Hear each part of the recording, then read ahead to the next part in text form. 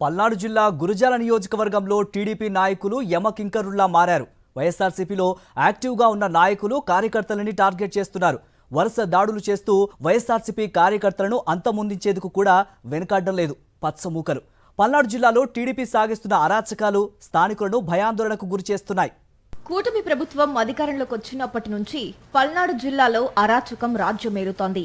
వైఎస్ఆర్సీపీ నాయకులు కార్యకర్తలే టార్గెట్ గా దాడులు జరుగుతున్నాయి. వందల మంది వైఎస్ఆర్సీపీ నాయకులు కార్యకర్తలు గ్రామాలను వదిలిపెట్టి వెళ్లిపోయారు. గురజాల నియోజకవర్గంలో అయితే పరిస్థితి మరింత దారుణంగా ఉంది. ఎమ్మెల్యే ఎరపతినేని శ్రీనివాసరావు అండతో టీడీపీ నాయకులు బరితెగిస్తున్నారు. కారణం లేకుండానే వైఎస్ఆర్సీపీ నాయకులపై దాడులు చేయటం, అక్రమ కేసులు బనాయించడం, పోలీస్ స్టేషన్ కు తీసుకెళ్లి చిత్రహింసలు పెట్టడమే పనిగా పెట్టుకున్నారు. పిడుగురాళ్ల మండలం జూలకల్లులో అయితే టీడీపీ కార్యకర్తల అరాచకానికి అడ్డు అదుపు లేకుండా పోతోంది. జూలకల్లు వైఎస్ఆర్సీపీకి మంచి పట్టున్న గ్రామం కావడంతో ఇక్కడి నేతలను టార్గెట్ గా పెట్టుకుని వరుస దాడులతో హింసరచన చేస్తున్నారు. మోజెస్, రాజేష్, సామ్యేలు, దాయేషా, నర్రా సాంబశివరావుతో పాటు మరికొంతమంది టీడీపీ నాయకులు ఎమ్మెల్యే ఎరపతినేని ఆదేశాలతో దాడులకు తెగబడుతున్నారు. మా ప్రభుత్వం వచ్చింది, మీరు గ్రామాల్లో ఉండటానికి వీల్లేదు, వెంటనే గ్రామం విడిచి వెళ్లిపోవాలని వైఎస్ఆర్సీపీ నాయకులకు అల్టిమేటం జారీ చేస్తున్నారు.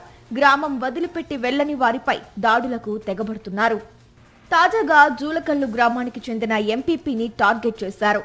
జూలకల్లుకు చెందిన వెంకటరెడ్డి పిడుగురాల ఎంపీపీగా పనిచేస్తున్నారు. వైఎస్ఆర్సీపీలో యాక్టివ్గా ఉండటంతో స్థానిక సంస్థల ఎన్నికల్లో అడ్డుగా మారుతాడని టీడీపీ నేతలు భావించారు.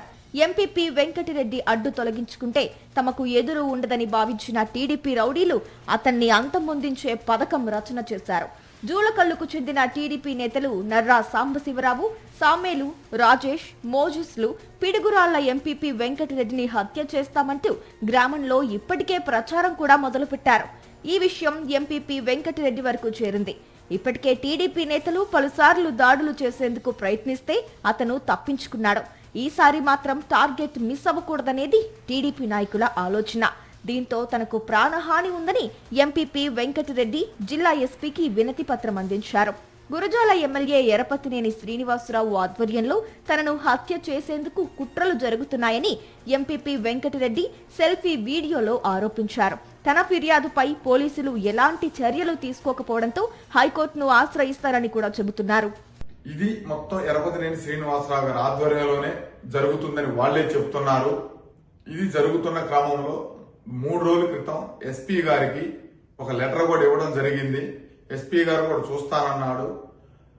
నాకు ఏ ప్రాణహాని ఉంది, నాకు ఏమి జరిగినా ఎరపతినేని శ్రీనివాసరావు గారు తెలుగుదేశం పార్టీ బాధ్యత వహించాలా. రేపో ఎల్లుండో హైకోర్టులో కూడా వేస్తున్నాను.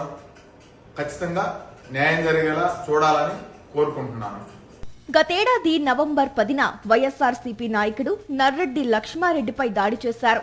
ఇనుప రాడ్లతో విచక్షణ రహితంగా కొట్టడంతో లక్ష్మారెడ్డి 2 కాళ్లు పూర్తిగా విరిగిపోయాయి. ఆసుపత్రిలో సర్జరీ చేసినా ఇప్పటికీ లక్ష్మారెడ్డి నడవలేని పరిస్థితి.